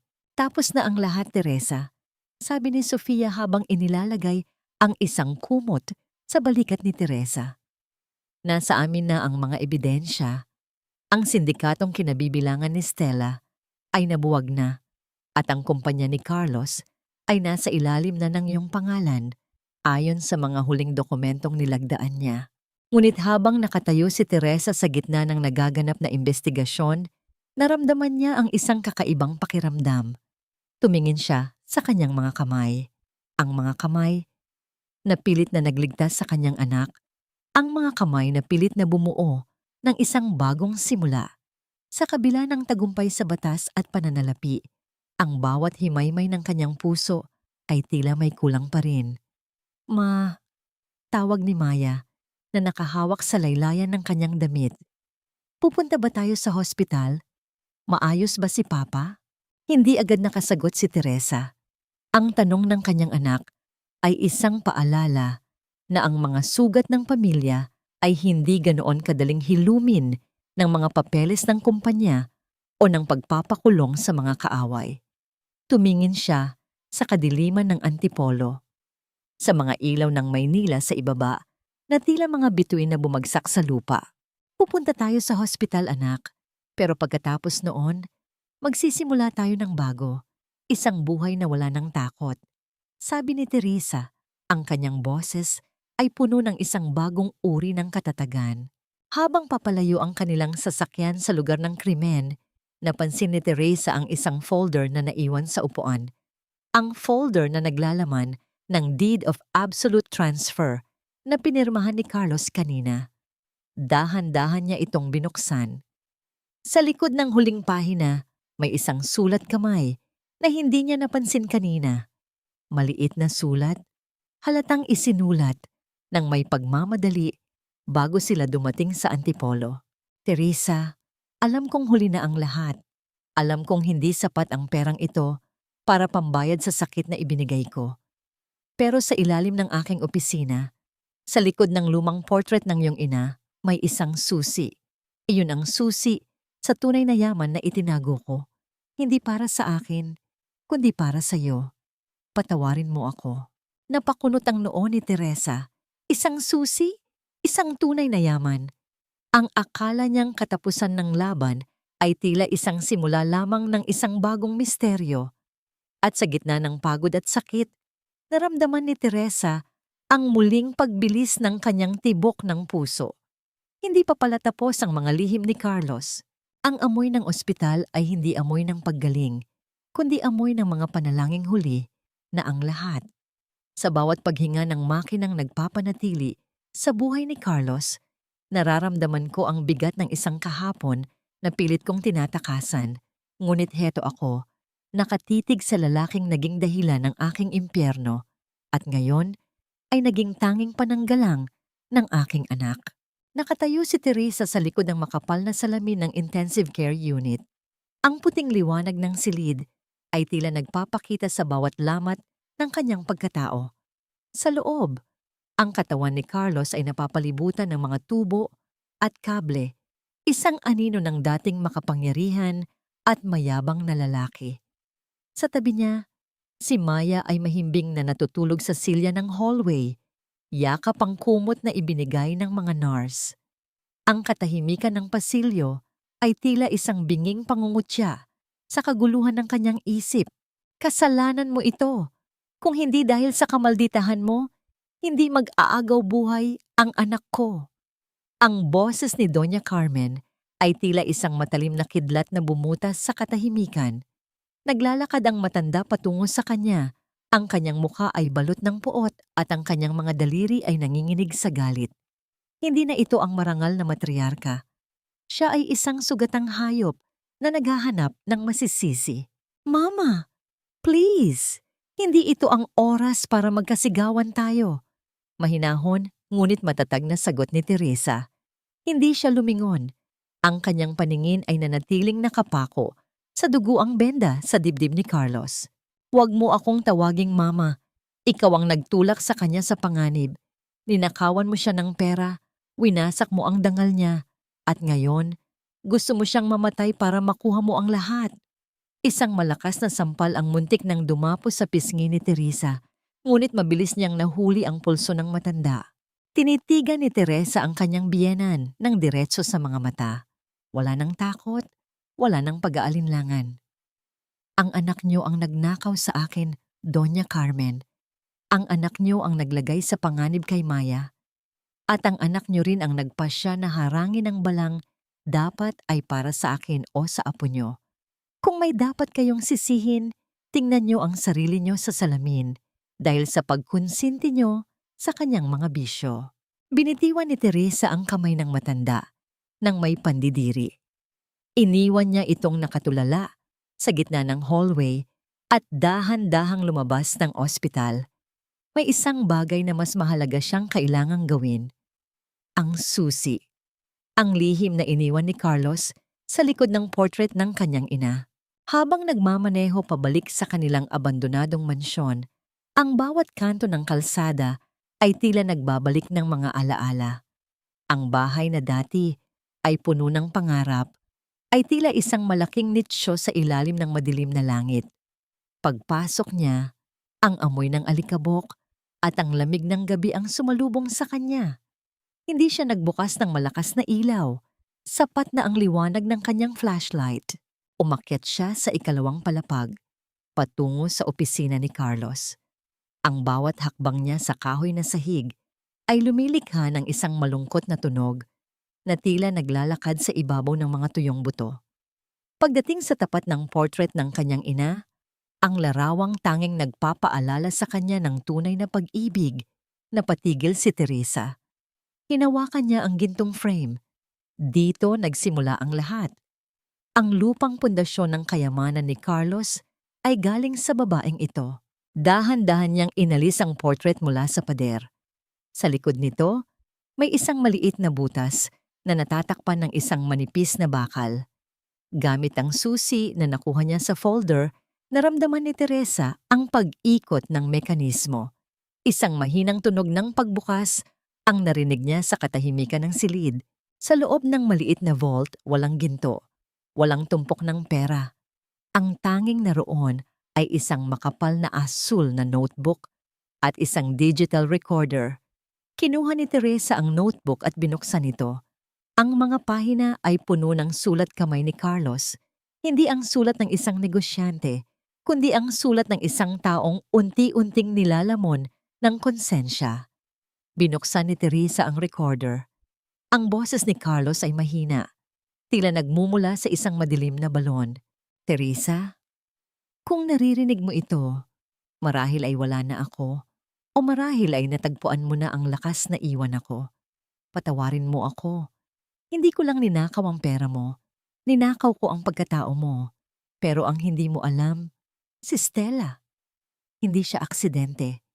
Ipinadala siya ni Mama. Ang akala ni Mama ay kontrolado niya ako sa pamamagitan ni Stella. Pero ang sindikatong kinalabasan ni Stella ay mas malaki kaysa sa ating lahat. Ang lahat ng perang nawala sa account mo, hindi ko yon isinugal lahat. Inilipat ko yon sa isang trust fund sa Singapore na tanging pangalan mo at ni Maya ang makaka-access. Iyon ang paraan ko para masiguradong kahit anong mangyari sa akin, hindi kayo magugutom. Napatakip ng bibig si Teresa. Ang bawat salita ay tila isang sampal ng katotohanan. Ang lalaking akala niya ay gahaman hanggang sa dulo ay naglalaro pala ng isang mapanganib na laro para protektahan sila mula sa sarili nitong ina at sa sindikato. At ang pinakaimportante, pagpapatuloy ng boses sa recorder, ang dokumento sa ilalim ng notebook na ito. Iyon ang ebidensya na si Mama ang pumatay sa negosyo ng tatay mo noon para mapilitan kang pakasalan ako at makuha ang lupa niyo. Ginawa niya kaming mga tau-tauhan, Teresa. Patawarin mo ako dahil naging duwag ako. Naramdaman ni Teresa ang pagtulo ng mainit na luha sa kanyang pisngi. Ang puot na akala niya ay malinaw ay biglang lumabo. Ang kanyang buong buhay ay isang serye ng manipulasyon na pinamumunuan ng babaeng kasalukuyang nasa ospital at nagpapanggap na biktima. Biglang narinig ni Teresa ang isang kaluskos mula sa ibaba. Ang tunog ng dahan-dahang pagbukas ng pinto ng mansyon. Patay ang lahat ng ilaw pero alam niyang hindi siya nag-iisa. Ang bawat balahibo sa kanyang leeg ay tumayo. Sino yan? Ang sigaw ni Teresa ay binalot ng takot, ngunit ang kanyang kamay ay mahigpit na nakahawak sa mga dokumentong hawak niya. Walang sumagot. Ang tanging narinig niya ay ang tunog ng mabibigat na hakbang na paakyat sa hagdan. 1, 2, 3. Ang bawat hakbang ay tila isang hatol ng kamatayan. Mabilis na itinago ni Teresa ang recorder at notebook sa loob ng kanyang bag. Nang makarating ang estranghero sa pintuan ng opisina, ang liwanag ng buwan mula sa bintana, ang tanging nagbigay ng anyo sa anino. Hindi ito pulis, hindi ito si Mang Simon.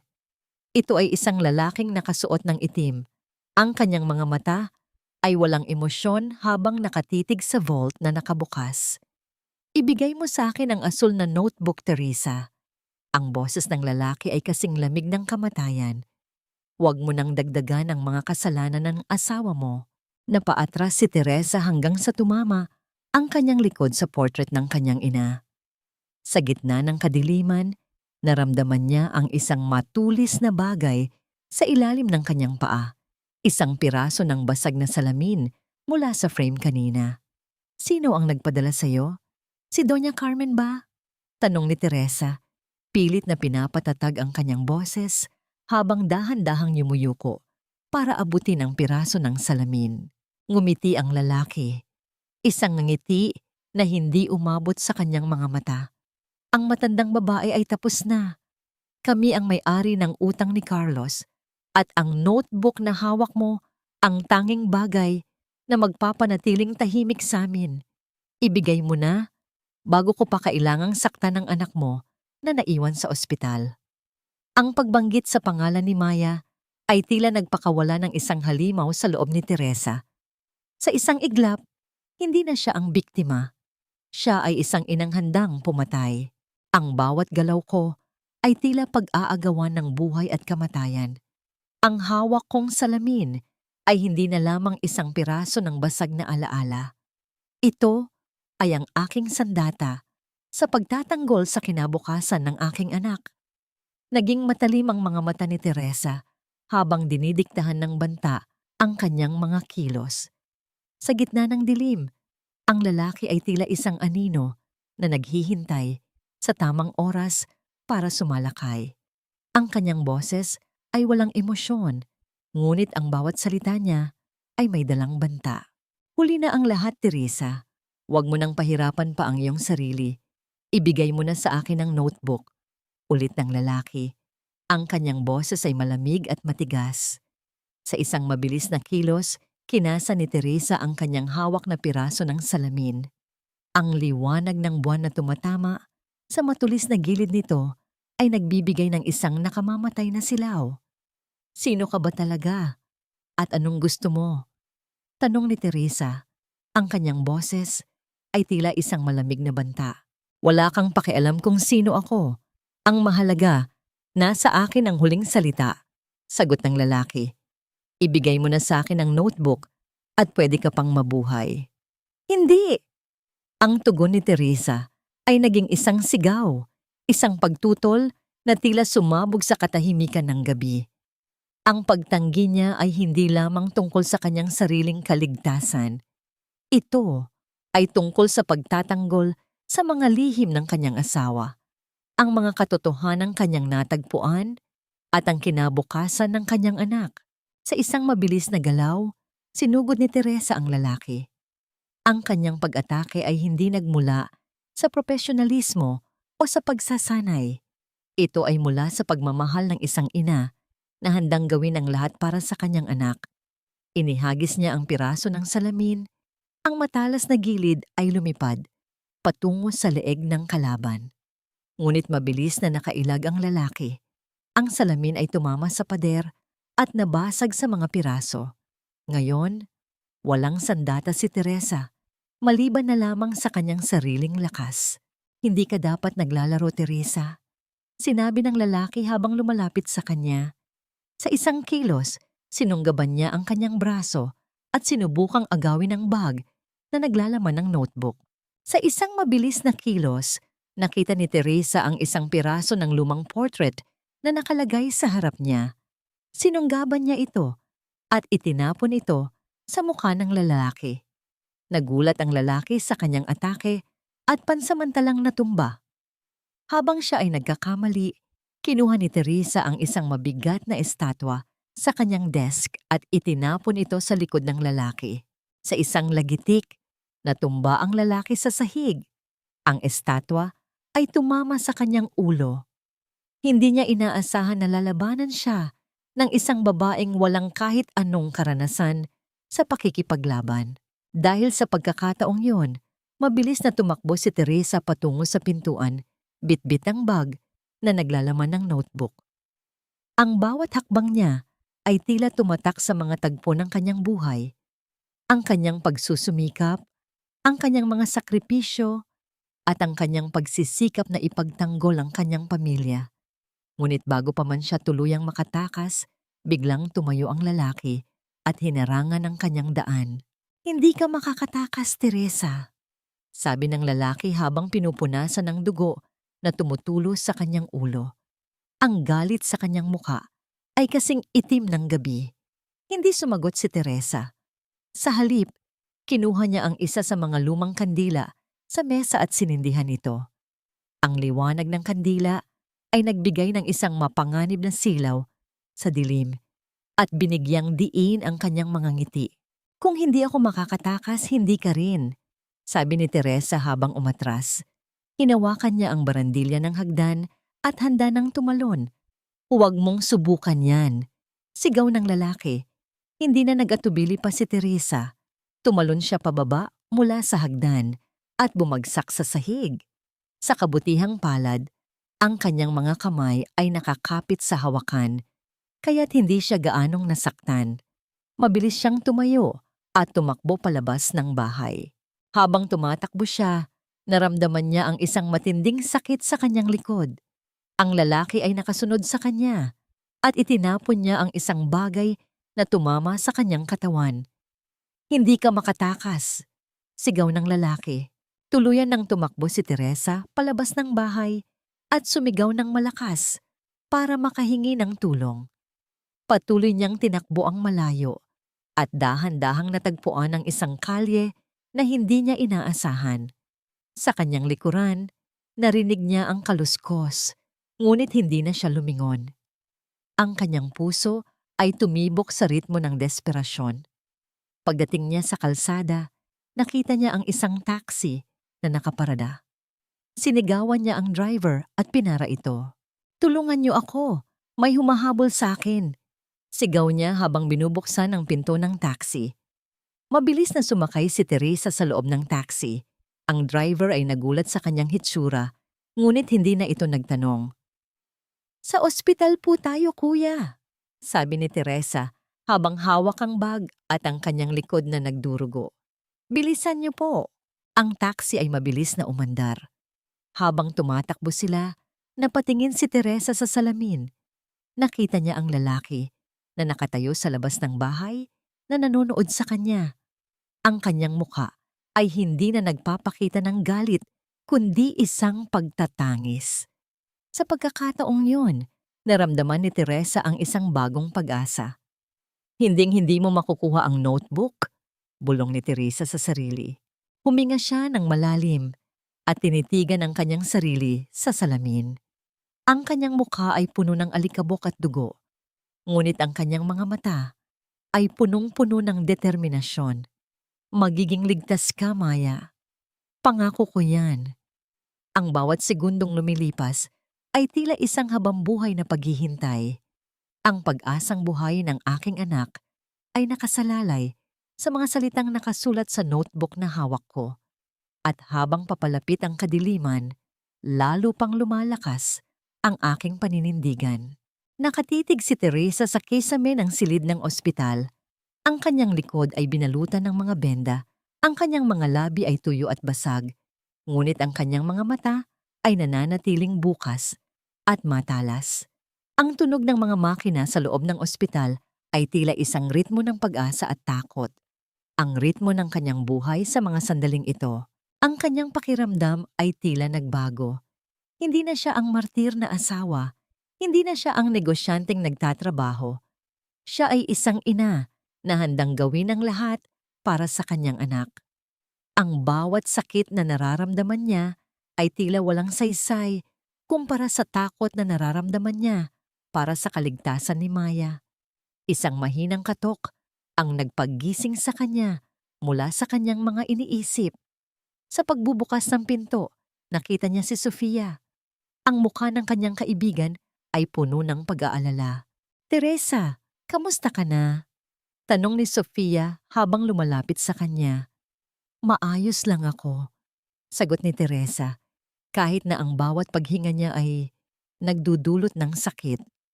"Nakuha na namin ang taong iyon. Siya ay may kinalaman sa sindikatong kinabibilangan ni Stella," sabi ni Sofia. Pero ang sabi niya, wala siyang alam tungkol sa kinaroroonan ni Maya. Naramdaman ni Teresa ang isang malakas na sampal sa kanyang puso. Wala pa rin silang ideya kung nasaan ang kanyang anak. Ang bawat segundong lumilipas ay tila nagdadagdag ng posibilidad na hindi na niya muling makikita si Maya. "Anong gagawin natin?" ang tanong ni Teresa. Ang kanyang boses ay puno ng desperasyon. "Maghahanap tayo. May mga tauhan kami na naghahanap sa buong lungsod. At ang notebook, may nakita kaming mga leads doon. Sa ngayon, kailangan mong magpahinga, Teresa," sabi ni Sofia habang inihahanda ang isang baso ng tubig. Ngunit hindi kayang magpahinga ni Teresa. Kinuha niya ang kanyang bag at hinawakan ang notebook sa loob.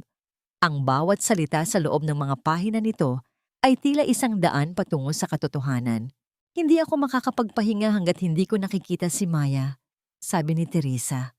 "Kailangan kong malaman ang lahat." Sa tulong ni Sofia, nagawa ni Teresa na makalabas ng ospital. Nagtungo sila sa isang ligtas na lugar, isang apartment na itinayo sa ilalim ng pangalan ni Attorney Mendoza. Doon, Sa katahimikan, nagawa ni Teresa na basahin ang lahat ng nakasulat sa notebook. Ang mga pahina ay puno ng mga detalye tungkol sa buhay ni Carlos, ang kanyang mga lihim na transaksyon, at ang kanyang relasyon sa mga taong sangkot sa sindikato. Ngunit higit sa lahat, may mga tala tungkol sa pagmamahal ni Carlos sa kanyang anak at ang kanyang pag-aalala sa kanyang kaligtasan. Sa isang pahina, may isang mapa na may mga markang X sa isang lugar na hindi kilala. Sa ibaba, may nakasulat, "Kung may mangyari sa akin, dito mo mahahanap ang ating anghel." Ang mapa, ang sagot na kanilang hinahanap. Agad na tinawagan ni Teresa si Sofia at sinabi sa kanya ang tungkol sa mapa. Mabilis nilang tinunton ang lokasyon, isang lumang warehouse sa isang liblib na lugar sa labas ng lungsod. Nang marating nila ang warehouse, ang katahimikan ay tila isang panganib. Ang paligid ay madilim at wala ni isang tao ang nakita nila sa labas. Dahan-dahang bumaba si Teresa sa sasakyan, ang kanyang puso ay tumitibok sa isang mapanganib na ritmo. "Mag-ingat ka, Teresa," sabi ni Sofia. "Ikaw din," sagot ni Teresa habang hinahawakan ang kanyang bag. Binuksan nila ang pinto ng warehouse. Ang loob ay madilim at puno ng alikabok. Ang mga lumang kahon at gamit ay nakakalat sa sahig. Narinig nila ang isang mahinang tunog mula sa loob. Isang tunog na tila pag-iyak ng isang bata. Dahan-dahang lumapit si Teresa sa pinanggagalingan ng tunog. Sa gitna ng warehouse, nakita niya si Maya na nakatali sa isang lumang upuan. Ang kanyang mga mata ay puno ng luha. Ang kanyang bibig ay natatakpan ng isang tape. "Maya!" Ang sigaw ni Teresa ay umalingaw sa warehouse. Agad na tumakbo si Teresa patungo sa kanyang anak at sinimulang kalasin ang mga tali. Ngunit bago pa niya tuluyang mapalaya si Maya, may narinig siyang isang tunog mula sa likuran. "Hindi mo siya pwedeng ilayo." Ang boses ay pamilyar. Lumingon si Teresa. Si Stella. Nakatayo si Stella, hawak ang baril na itinutok sa kanila. Sa likod niya nakita ni Teresa ang dalawang lalaki na galing sa sindikato. Ang lahat ng paghihirap, ang lahat ng sakripisyo ay tila mauuwi sa wala. "Lumayo ka sa akin, Teresa. Kung hindi, wala nang magagawa para sa anak mo." Ang mga mata ni Stella ay puno ng galit. Ang kanyang mukha ay tila isang maskara ng kasamaan. Hindi sumagot si Teresa. Sa halip, kinuha niya ang isang lumang bakal mula sa sahig. Sa isang mabilis na galaw, inihagis niya ang bakal sa direksyon ni Stella. Nagulat si Stella sa atake. Bago pa man niya maiputok ang baril, ang bakal ay tumama sa kanyang kamay, dahilan upang malaglag niya ang kanyang sandata. Sumugod si Teresa kay Stella at sinimulan nilang magbuno sa gitna ng warehouse. Ang bawat suntok, ang bawat sipa, ay tila isang paglalabas ng galit na naipon sa loob ng maraming taon. Habang naglalaban sila, ang mga tauhan ng pulisya ay pumasok sa warehouse. "Bitawan niyo siya! Huli kayo!" Sa gitna ng kaguluhan, sinamantala ni Teresa ang pagkakataon. Lumapit siya kay Maya, hinawakan niya ang kanyang anak at sinabi, "Ligtas ka na, anak." At sa gitna ng kaguluhan, ang mga mata ni Teresa ay nakita ang isang lalaking papalapit sa kanila. Isang lalaking magdadala ng isang pangako. Ang bawat hakbang na aking tinatahak ay tila isang bagong simula. Isang pagkakataon upang bumuo ng isang mundo kung saan ang pag-ibig ay hindi magiging sanhi ng sakit, kundi ang pundasyon ng isang tunay na kaligayahan. Nakatayo si Teresa sa harap ng puntod ng kanyang ina. Ang araw ay sumisikat. Ang init ng mga sinag ay tila tumutusok sa kanyang balat, ngunit ang kanyang puso ay walang anumang lamig. Sa kanyang mga kamay, hawak niya ang isang maliit na bulaklak na rosas, ang paboritong bulaklak ng kanyang ina. "Nanay, alam kong matagal na tayong hindi nag-uusap," panimula ni Teresa. Ang kanyang boses ay malambing at puno ng pagmamahal. "Pero sa mga araw na ito, napakarami kong natutunan tungkol sa buhay, tungkol sa pag-ibig at tungkol sa kalayaan. Inilahad ni Teresa ang lahat ng nangyari. Ang pagtataksil ni Carlos, ang panlilinlang ni Stella, ang panganib na kinaharap ni Maya, at ang kanyang sariling paglalakbay tungo sa katapangan. Sinabi niya sa kanyang ina kung paanong ang pagdurusa ay hindi dapat maging dahilan para isuko ang sarili. Kung paanong ang pag-ibig ay hindi dapat maging sanhi ng pagiging bulag. Pinatawad ko na si Carlos, nanay, hindi dahil sa nakalimutan ko ang kanyang mga nagawa, kundi dahil hindi na ako hahayaan na ang kanyang mga pagkakamali ang sisira sa aking kaligayahan. Natutunan ko na ang pagpapatawad ay hindi nangangahulugang pagtatanim ng galit. Ito ay pag-iingat sa aking sarili, pagprotekta sa aking sariling puso. Nilingon niya si Maya na nakatayo sa kanyang tabi. Ang kanyang mga mata ay puno ng pagmamahal at paghanga. Mula sa malayo, nakita ni Teresa si Sofia na nakatayo. Ang kanyang mga mata ay nagpapahiwatig ng suporta. Sa mga susunod na araw, magsisimula kami ng bago. Isang buhay na walang takot. Isang buhay na kung saan ang pag-ibig ay hindi na magiging isang bitag. Dahil alam ko na ngayon, ang tunay na yaman ay hindi ang pera o ang mga bahay, kundi ang pagmamahal sa sarili at ang pag-ibig ng aking anak. Makalipas ang ilang buwan, ang kanilang bahay ay nagbago. Ang mga pader ay pininturahan ng mga maliliwanag na kulay. Ang mga bintana ay nagpapakita ng mga bagong kurtina at ang sala ay puno ng mga libro, musika at mga larawan. Ang bahay na dating isang kulungan ay naging isang kanlungan ng kapayapaan. Si Teresa ay nagbukas ng isang maliit na panaderya. Ang amoy ng sariwang tinapay ay umaakit sa mga tao sa buong lugar. Dito, nagtatrabaho siya at si Maya ng magkasama. Ang kanilang mga ngiti ay nagsisilbing pinakamagandang palamuti. Isang araw, habang nag-aayos ng mga cake, may isang lalaki ang pumasok sa tindahan. Matangkad ito, may malakas na katawan, at ang kanyang mga mata ay puno ng kalungkutan. Nakita ni Teresa ang dating kasama ni Carlos na nagngangalang Mang Simon.